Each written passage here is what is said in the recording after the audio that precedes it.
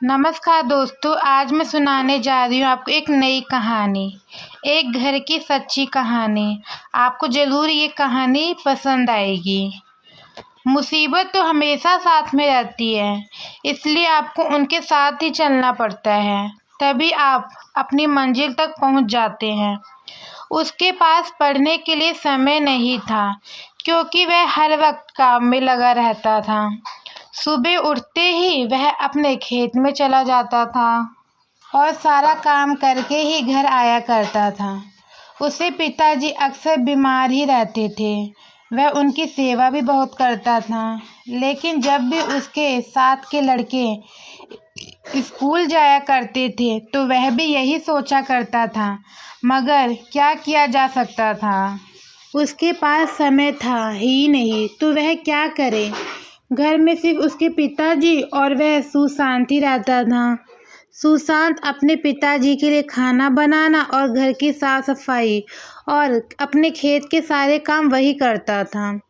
वह इन सब काम के करने के बाद भी यही सोचा करता था कि मेरे साथ बहुत परेशानियां हैं। घर में हम 2 लोग ही रहते हैं।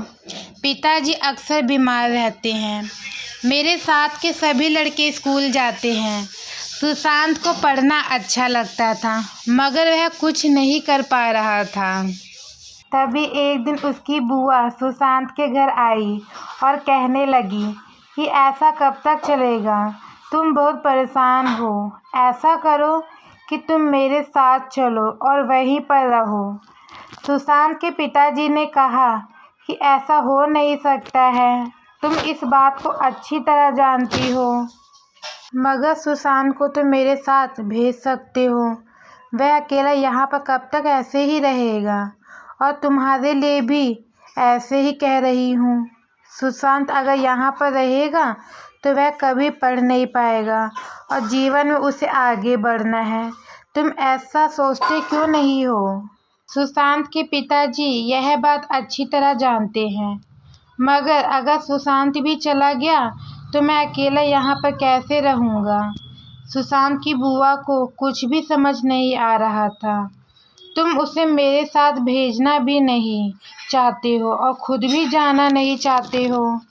ऐसा कब तक चलेगा, और क्या इसका कोई और भी हल है? अभी वह छोटा है, वह जब बड़ा होगा तो उसकी भी जिम्मेदारी बढ़ेगी। तुमने कुछ सोचा है? अभी तो कुछ सोचा नहीं है, मगर मैं सोच रहा हूँ कि उसकी जल्दी ही शादी करा दूँ। उससे उसे भी आराम मिलेगा और हमारा घर भी चल जाएगा।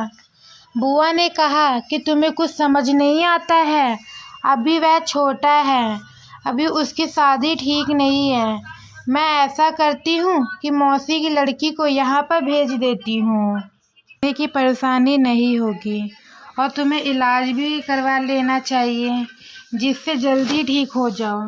ऐसा कब तक चलेगा? बीमार होने पर कुछ नहीं होगा, ठीक रहोगे तो सब अच्छा होगा, जिससे तुम्हें खाने की परेशानी नहीं होगी, और तुम्हें इलाज भी करवा लेना चाहिए जिससे जल्दी ही ठीक हो जाओ। ऐसा कब तक चलेगा? बीमार होने पर कुछ नहीं होगा, ठीक रहोगे तो सब अच्छा होगा। अगले दिन बुआ के साथ मैं मौसी की लड़की भी आ गई थी, और बुआ ने यह कहा कि जब तक सुशांत की शादी नहीं होगी तब तक तुम्हें घर का कोई भी काम नहीं करना होगा। मौसी की लड़की सब घर का काम जानती है, यह सब कर लेगी।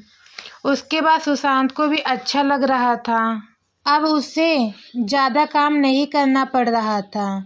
उधर सुशांत के पिताजी भी ठीक होने लगे थे, और जब वह ठीक हुए तो सुशांत का काम भी कम हो गया था। अब वह अपनी पढ़ाई को अच्छे से कर सकता था। यह सब मौसी की लड़की की वजह से हो पाया था। आदमी कितना भी काम कर ले, मगर वह कुछ ऐसे काम जो नहीं कर पाता है। धीरे धीरे समय बीतता चला गया था। अब मौसी की लड़की भी बड़ी हो गई थी। उसके बाद बुआ ने कहा कि इसकी भी शादी का रिश्ता आने लगा है, और मेरी मानो तो सुशांत की भी अब शादी कर सकते हो। मौसी की लड़की का रिश्ता तय हुआ तो सुशांत ने भी बहुत अच्छी तरह से घर में तैयारी की थी। सुशांत जानता था कि अगर वह ना होती तो हमारे घर में कुछ भी नहीं होता। उसकी वजह से मैं आगे पढ़ पाया हूँ और पिताजी की भी तबीयत भी ठीक हुई है। यह हमारे लिए बहुत सारी खुशियाँ लेकर आई है, इसलिए उसकी शादी में कोई भी कमी नहीं होने वाली थी। सुशांत के पिताजी ने उसे अपनी बेटी की तरह ही समझा था, इसलिए उसके लिए वह सब कुछ कर रहे थे। सुशांत ने भी अपनी तरफ से काफ़ी तोहफे दिए थे। जब शादी का प्रोग्राम समाप्त हुआ तो सभी लोग अपने अपने घर चले आए थे। सुशांत के पिताजी ने भी सुशांत की शादी तय कर दी थी, क्योंकि अब वह घर को खाली नहीं रखना चाहते थे।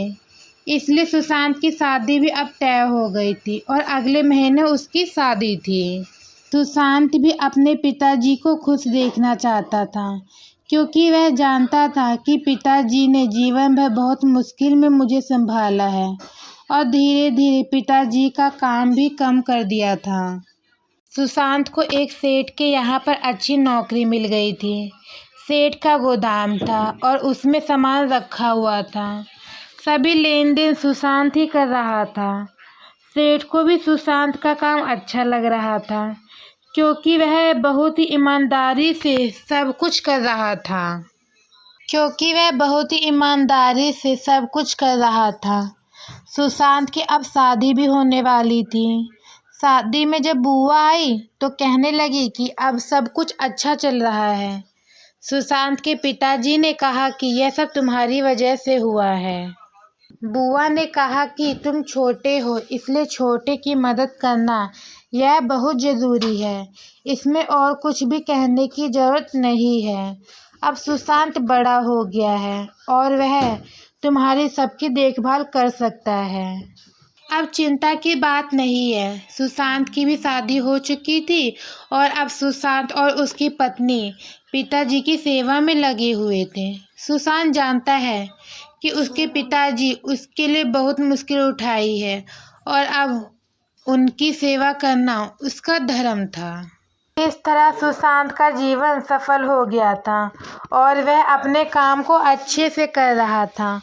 मुश्किलें आती है और हमें सिखा जाती है, इसलिए कभी परेशान ना होना जीवन बढ़ने का नाम है और हमेशा आगे बढ़ते रहना।